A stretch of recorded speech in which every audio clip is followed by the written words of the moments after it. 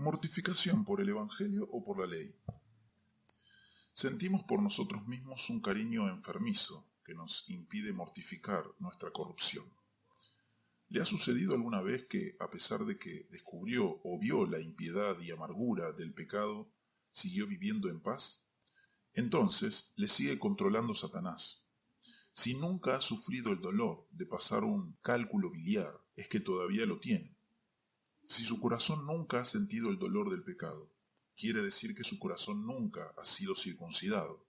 El poder del pecado permanece donde el Evangelio no ha efectuado una mortificación. Efectivamente, qué grandes reformas han tenido lugar entre algunos, tanto que por su estilo de vida podemos pensar que son verdaderos conversos al ver su perfección y ternura. Sin embargo, son enemigos de la gracia y extraños al Evangelio, y en consecuencia, a la verdadera mortificación, que no puede ser por la ley, porque es la fuerza del pecado. Vamos a resolver la primera pregunta. ¿Cómo puedo saber si mortifico el pecado por el Evangelio o por la ley? La mortificación por el Evangelio y la legal difieren en los principios de los cuales proceden. La mortificación por el Evangelio procede de los principios del Evangelio, o sea, primero, el Espíritu de Dios. Si vivís conforme a la carne, moriréis, mas si por el Espíritu hacéis morir las obras de la carne, viviréis. Romanos 8:13. Lo segundo, la fe en Cristo, purificando por la fe sus corazones. Hechos 15:9. Y tercero, el amor de Cristo que constriñe. El amor de Cristo nos constriñe. Segunda de Corintios 5:14. En cambio, la mortificación por la ley se basa en principios legales, como por ejemplo en el aplauso y la alabanza de los hombres, como en el caso de los fariseos, su hipocresía, como Pablo antes de su conversión, por temor al infierno, por una conciencia natural, por el ejemplo de otros, por algunas instigaciones naturales del espíritu y muchas veces por el poder del pecado mismo, cuando un pecado lucha contra otro. Alguien quizás no beba ni use lenguaje soez. ¿Por qué? Porque está organizando y estableciendo una justicia propia, con el fin de obtener el favor de Dios. Este es solo un ejemplo de un pecado luchando contra otro. La segunda respuesta, la mortificación por el Evangelio y la que es por la ley difieren en las armas con que luchan contra el pecado. El creyente del Evangelio lucha con armas de la gracia, o sea, la sangre de Cristo, la palabra de Dios, las promesas del pacto y la virtud de la muerte de Cristo en la cruz. Pero lejos esté de mí gloriarme, sino en la cruz de nuestro Señor Jesucristo, por quien el mundo me es crucificado a mí y yo al mundo. En cambio, el hombre bajo la ley lucha contra el pecado con las promesas y las amenazas de la ley. Por sus promesas, diciendo, obtendré vida y me ganaré el cielo si hago esto y aquello. Por sus amenazas, diciendo, me iré al infierno y seré condenado si no hago esto o aquello. A veces, lucha con las armas de sus propios votos y resoluciones, que son su torre fuerte, en la que se refugia, creyéndose a salvo. Lo tercero, difieren en el objeto de su mortificación.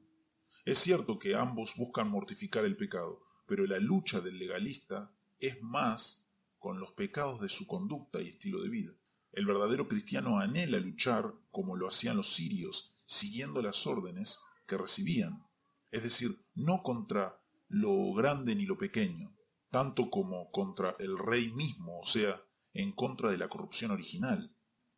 Un cuerpo de pecado y muerte lo aflige más que cualquier otro pecado en el mundo. Miserable de mí, ¿quién me librará de este cuerpo de muerte? Su gran responsabilidad es lograr que la simiente de la mujer hiera la cabeza de la serpiente. Cuarto, difieren en las razones de la lucha.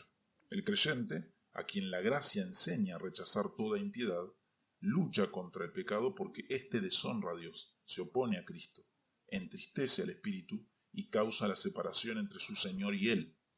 En cambio, el legalista lucha contra el pecado porque le quita la paz, le remuerde la conciencia y lo daña, haciéndolo víctima de la ira y el juicio. Se parece a los niños que no juegan en el polvo, especialmente el polvo que se levanta con el viento. ¿Por qué? No porque les ensucia la ropa, sino porque les entra en los ojos y les hace mal. Es por esta misma razón que el legalista no se mete con el pecado. ¿Por qué? No porque ensucia y mancha las perfecciones de Dios y deshonra su alma, sino porque le hace mal. No niego que hay demasiada de esta actitud legalista aún entre los fieles. Lo quinto, difieren en sus motivaciones y sus propósitos. El creyente no es siervo del pecado porque tiene vida en Dios y está muerto al pecado. El legalista renuncia al pecado no porque esté vivo, sino para vivir. El creyente mortifica el pecado porque Dios lo ama. En cambio, el legalista lo mortifica para conseguir el favor de Dios con su mortificación. Puede hacer grandes esfuerzos, pero sigue siendo para lograr su propia gloria, haciendo que el fundamento de su esperanza y tranquilidad sea el mismo. Sexto, difieren en la naturaleza de su mortificación. El legalista no se opone violentamente al pecado, busca su destrucción total. Si puede aplacar el pecado, no busca echarlo fuera. En cambio, el creyente, teniendo una naturaleza y un principio contrario al pecado, busca no solo debilitarlo, sino extirparlo. Su lucha es irreconciliable. No hay términos por los que pueda adaptarlo ni aceptarlo. No se permite ninguna alianza con el pecado, como lo hacen los hipócritas. Séptimo, difieren en el alcance de la batalla, no solo objetivamente, el creyente aborreciendo cada senda falsa, sino también subjetivamente. Todas las facultades del alma del creyente, toda la parte regenerada de su ser está contra el pecado. No sucede lo mismo con el hipócrita o el legalista. Así como perdona a algún yerro u otro, su oposición al pecado solo es cosa de su conciencia. Su luz y su conciencia se oponen a tal caso, mientras que su corazón lo aprueba. También hay un alcance de tiempo. La oposición del legalista al pecado dura poco. En cambio, la del creyente es hasta el final. La gracia y la corrupción se siguen oponiendo siempre una a la otra. Octavo, difieren en el éxito. No hay creyente que en su lucha contra el pecado no lo venza, ya sea al principio o al final, aunque no siempre lo discierne. Y aunque pierda muchas batallas, gana la guerra. En cambio, el legalista, a pesar de todo su esfuerzo, nunca tiene verdadero éxito.